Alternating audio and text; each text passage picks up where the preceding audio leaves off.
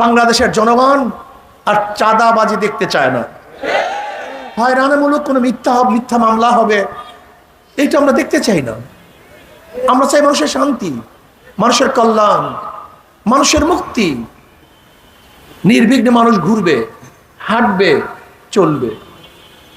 মানুষ ঋষি হোক, কামার হোক, মজদুর হোক, জেলে হোক, তাঁতি হোক, মেতর হোক, শ্রমিক হোক, ধনী হোক, গরিব হোক, শিক্ষিত মূর্খ, পুরুষ মহিলা, প্রত্যেকটা মানুষের ন্যায্য অধিকার প্রতিষ্ঠিত করতে হবে। নাহমাদু ওয়া নুসাল্লি আলা রাসূলিহিল কারীম, আম্মা বাদ। ফাউযু বিল্লাহি মিনাশ শাইতানির রাজীম, বিসমিল্লাহির রহমানির রহিম। ওয়া তিলকাল আইয়ামু নুদাবিলুহা বাইনান নাস। সবাই বলেন সাল্লাল্লাহু আলাইহি ওয়াসাল্লাম। ইসলামী আন্দোলন বাংলাদেশ মাধবদী থানা শাখা কর্তৃক আয়োজিত আজকে সমাবেশের সম্মানিত সভাপতি, জাতির শ্রেষ্ঠ সন্তান, শ্রদ্ধাভাজন ওলামায়ে কেরাম এবং সর্বস্তরের জনগণ ভাইয়ের আমার, আল্লাহ পাকের শুকর যে মাওলায়ে কারীম আপনাকে আমাকে চতুর্থবার স্বাধীনতার স্বাদ গ্রহণ করার তৌফিক দান করছেন। আসলে আমাদের এই দেশ 2024 5ই আগস্টই শুধু স্বাধীন হয় নাই, এর আগেও 3 বার স্বাধীন হয়েছিল। একবার ব্রিটিশ থেকে স্বাধীন হয়েছিলাম, আবার ভারত থেকে পাকিস্তান নামীয় দেশ পাওয়ার মধ্যে স্বাধীন হয়েছিলাম, আবার পাকিস্তান থেকে বাংলাদেশ নামীয় এক স্বাধীন বাংলাদেশ আমরা স্বাধীন হয়েছিলাম। আবার 2024 5ই আগস্ট ছাত্র এবং জনতার গণবিপ্লবের মাধ্যমে ফ্যাসিস্ট স্বৈরাচার খুনি এক সরকারের বিরুদ্ধে আন্দোলন করে আমরা স্বাধীন হয়েছে। আপনারা জানেন, ব্রিটিশ বিরোধী আন্দোলনেও প্রথম ভূমিকায় ছিল মুসলমান। প্রত্যেকটা মুসলমানদের ইতিহাস জানতে হবে। যখন 1803 ঈসাই সালে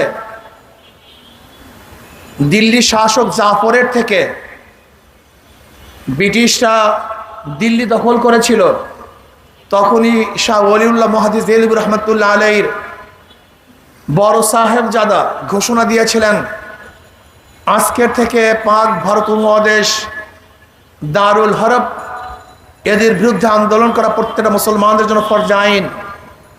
সেই 1803 ঈসাই সালে ব্রিটিশদের বিরুদ্ধে আন্দোলনের সূচনা হয়েছিল। আমরা স্বাধীন হয়েছিলাম ব্রিটিশ থেকে। এরপর পাকিস্তান নামীয় এক দেশের জন্য মুসলমান আন্দোলন করেছিল। মুসলমানদের ভূমিকা ছিল। মুসলমানদের আন্দোলনের কারণেই ভারত থেকে ভাগ হয়ে পাকিস্তান নামী একটা দেশ আমরা পেয়েছিলাম। এরপরে আসুন, ভেবেছিলাম পাকিস্তানে শান্তি পাবো, বৈষম্য থাকবে না। পশ্চিমারা আবার যখন পশ্চিমারা যখন পূর্ব পাকিস্তানের বিরুদ্ধে বৈষম্য শুরু করেছে, আমরা আবার আন্দোলন করেছিলাম, সংগ্রাম করেছিলাম। এরপরে আমরা স্বাধীন হয়েছিলাম।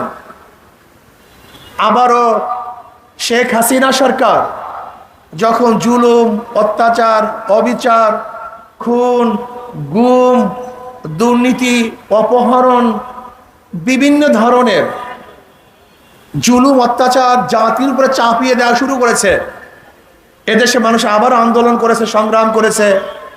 সেই 5ই আগস্ট আমরা আবারও স্বাধীন হলাম। কিসের জন্য, কি কারণে মানুষ রক্ত দিয়েছে?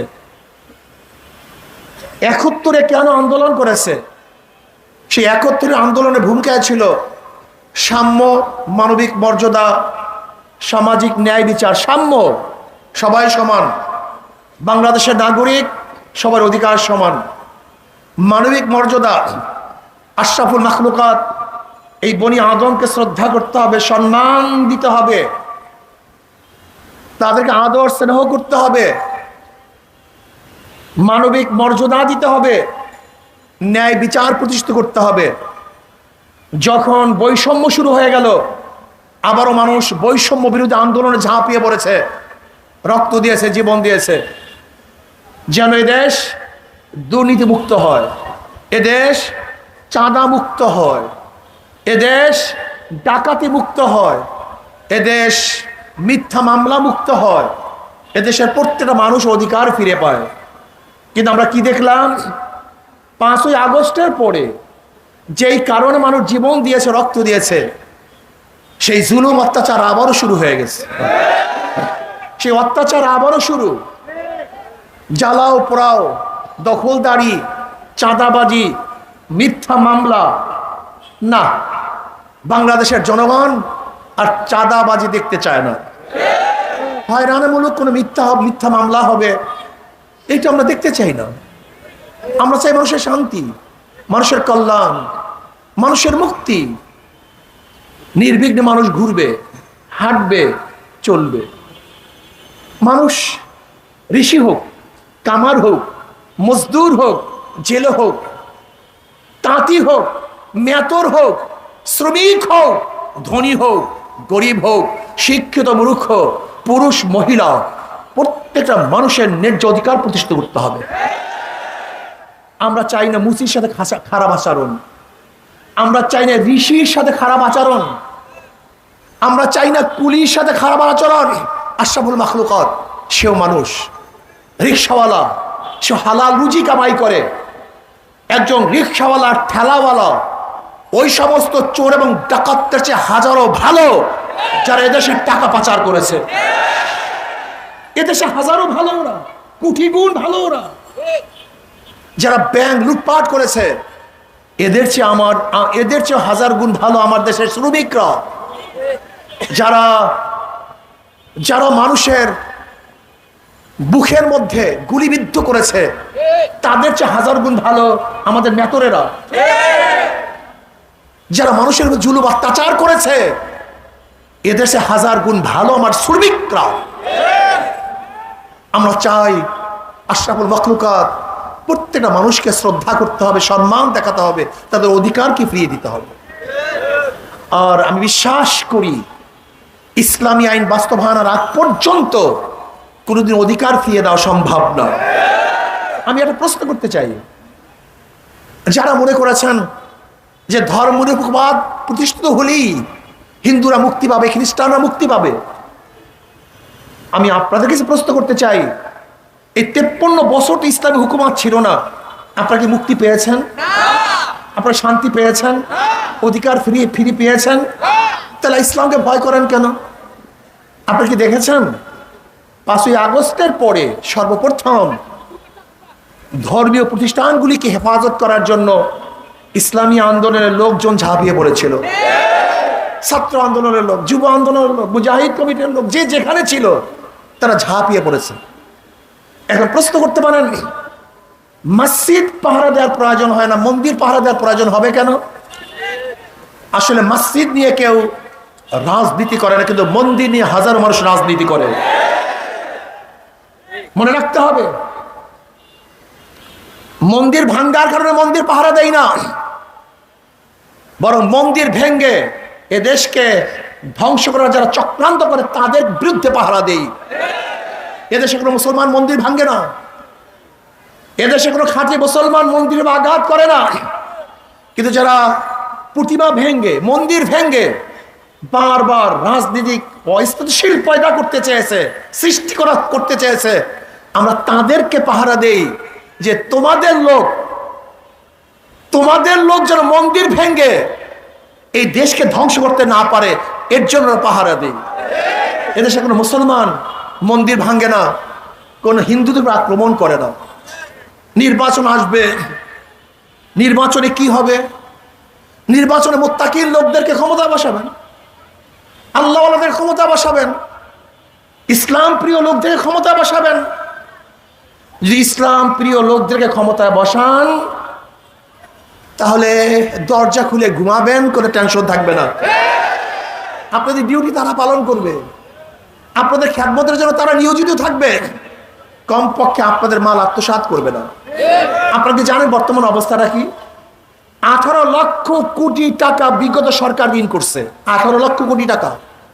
এখানে যারা আছেন প্রত্যেকের মাথার উপরে 1.5 লক্ষ টাকা ঋণ। আজকে একটা সন্তান জন্মগ্রহণ করবে, 1.5 লক্ষ টাকা ঋণ নিয়ে তারপর জন্মগ্রহণ করবে। আমাদের বর্তমান বাংলাদেশের গভর্নর বলতেছেন গোটা দুনিয়ার মধ্যে ব্যাংকের এরকম লুটপাট কেউ কোনোদিন দেখে নাই, সব লুটপাট করে ফেলেছে। সরকারি এমন কোন প্রতিষ্ঠান নাই যে প্রতিষ্ঠানকে ধ্বংস করা হয় নাই।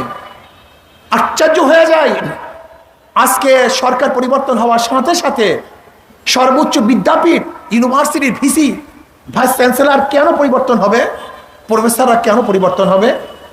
আজকে গণ অভ্যুত্থানের পরে সুপ্রিম কোর্টের পুরা প্যানেল কেন পরিবর্তন হবে?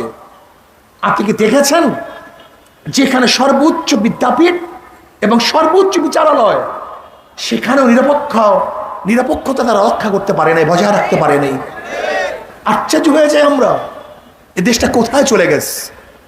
আসুন আমরা সম্মিলিতভাবে ঐক্যবদ্ধ হয়ে আমরা আগামী সরকার করব ইসলামী সরকার, আগামী রাষ্ট্র করব ইসলামী রাষ্ট্র, যেখানে থাকবে না কোনো ভেদাভেদ, যেখানে মুসলিম, হিন্দু, বৌদ্ধ, খ্রিস্টান, ঋষি, চামার, কুলি, মজদুর ঐক্যবদ্ধ হয়ে প্রত্যেকের ন্যায্য অধিকার প্রতিষ্ঠিত করব।